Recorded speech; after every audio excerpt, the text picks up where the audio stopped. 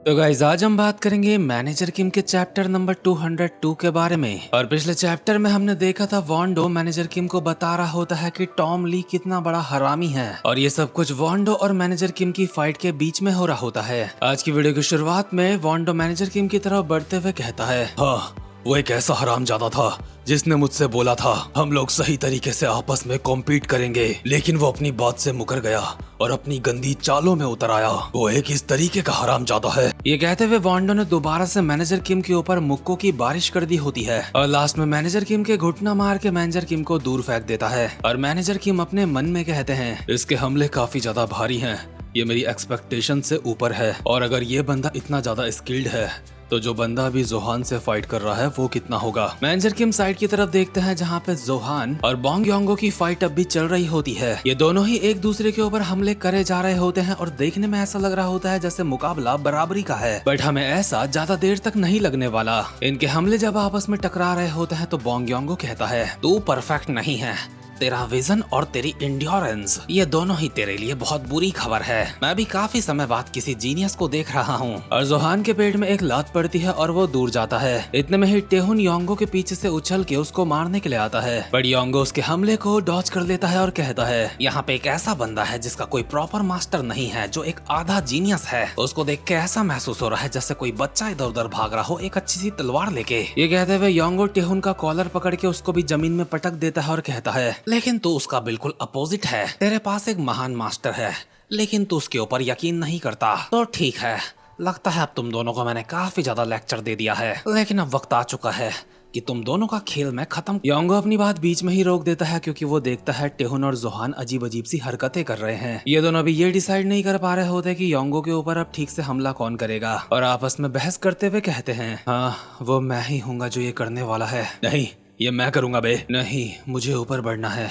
ये मैं करूंगा। हमें सबसे पहले इस अंकल को यहाँ पे नॉकआउट करना होगा। तो क्या बे, तभी तो बोल रहा हूँ ये मैं करूंगा। वैसे भी मैं ही यहाँ पे ओजी हूँ, लेकिन मैं ये कर सकता हूँ। लेकिन जितना तू सोच रहा है ये करना उससे ज्यादा मुश्किल है। अगर ऐसी बात है तो आजा रॉक पेपर सीजर कर लेते हैं। और ये दोनों अभी योंगो के सामने ही रॉक पेपर सीजर खेलने लगते हैं, जिसमें टेहुन हार चुका होता है, यानी कि जिस हमले को करने की ये बात कर रहे हैं अब उसे जोहान करने वाला है। बट ये सब कुछ देख के बोंग योंगो कहता है, अबे सालों, आखिर तुम ये क्या कर रहे हो? हराम खोरो, यहाँ पे तुम्हारा जिंदगी और मौत का सवाल है। तुम्हारा दुश्मन तुम्हारे सामने खड़ा है और तुम ये सब कुछ कर रहे हो। लेकिन अब तक जोहान और टेहुन ने भी डिसाइड कर लिया होता है ये क्या करने वाले हैं, यानी कि जोहान एक खास हमला मारने वाला है योंगो के ऊपर। टेहुन अभी के लिए इस बात से एग्री कर गया होता है और योंगो की तरफ भागता हुआ जाता है और जोहान को कहता है, हरामजादे, तुझे तो मैं ये सब कुछ खत्म होने के बाद देखता हूँ। और बिल्कुल टेहुन के पीछे ही भाग रहा होता है जोहान। योंगो रिलैक्स्ड होके खड़ा होता है और सोच रहा होता है आखिर ये दोनों क्या करने की कोशिश कर रहे हैं। बट जोहान भागता हुआ टेहुन के कंधे का सपोर्ट लेके हवा में जंप कर देता है, जिससे योंगो को एक हिंट मिलती है और कहता है अपने मन में, एक मिनट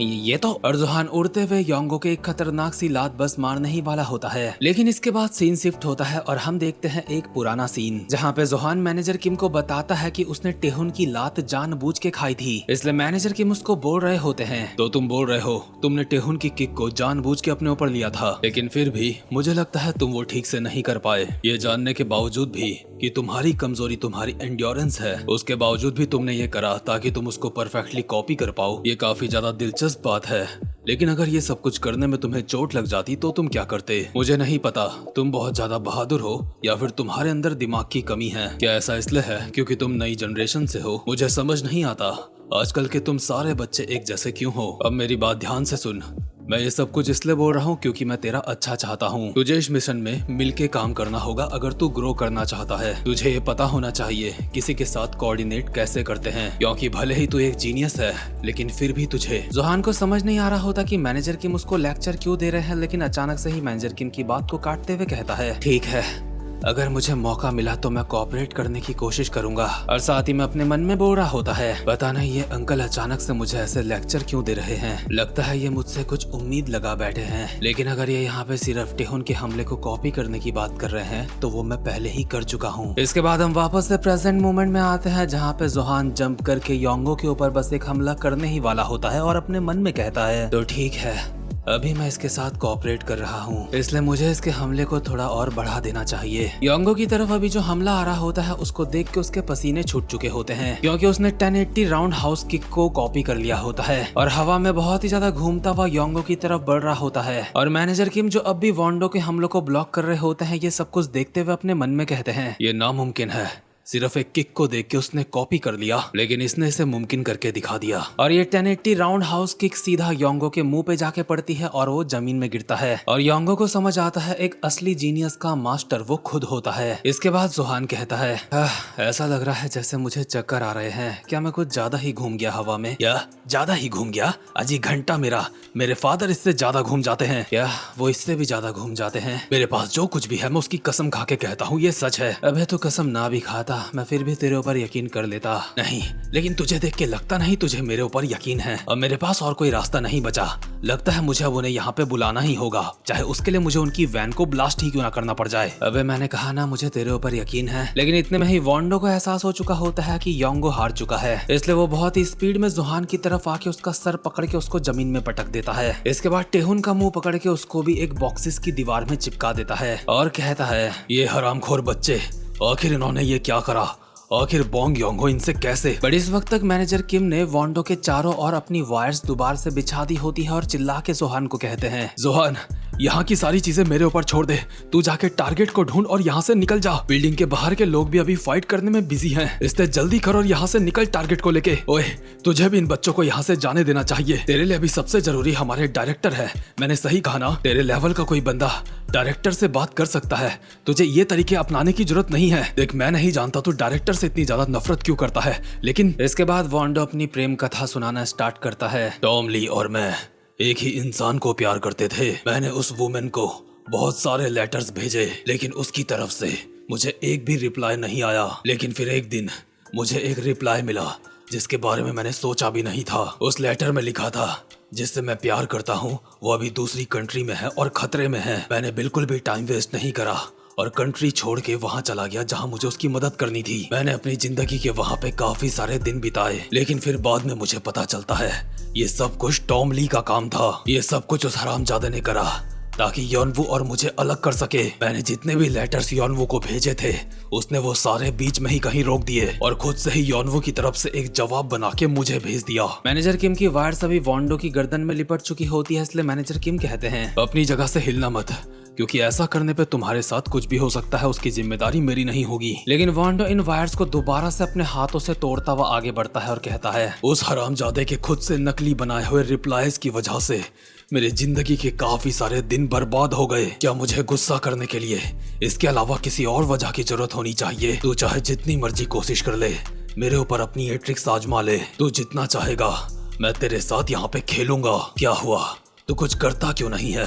क्या तुझे एहसास हो चुका है तेरी ये ट्रिक्स मेरे सामने कुछ भी नहीं है, इनका कोई फायदा नहीं? ऐसा नहीं है, मुझे लगता है मेरा काम यहाँ पे पूरा हो चुका है। क्या काम पूरा हो चुका है? इसका क्या मतलब हुआ? दरअसल यहाँ पे टॉम ली की एंट्री हो चुकी होती है जो कहता है, यहाँ पे आने में मैंने काफी ज्यादा वक्त लगा दिया, लेकिन मैं आ गया। तूने ये आवाज सुन ली ना? डायरेक्टर यहाँ पे खुद आ चुके हैं। वॉन्डो जैसे ही पीछे मुड़ के देखता है तो टॉम कहता है, मुझे कॉल आने के बाद ही मैं यहाँ पे तुरंत आ गया। तो वॉन्डो तुम एक ऐसी जगह पे हो। वॉन्डो घुमा के टॉम के मुंह पे एक मुक्का मारता है और कहता है, टॉम ली हरामजादे, तुझे क्या लगता है तू कहाँ चला आ रहा है? टॉम की नाक से खून निकलने लगता है और कहता है, हाँ पुरानी चीजों को हमें पहले ही सॉल्व कर देना चाहिए था, लेकिन अब वो चीजें इस मोड़ में आ चुकी हैं। लेकिन भला हमारी जनरेशन के लोग बातों से कब से चीजों को सॉल्व करने लगे? क्यों वॉन्डो, मैंने सही कहा ना?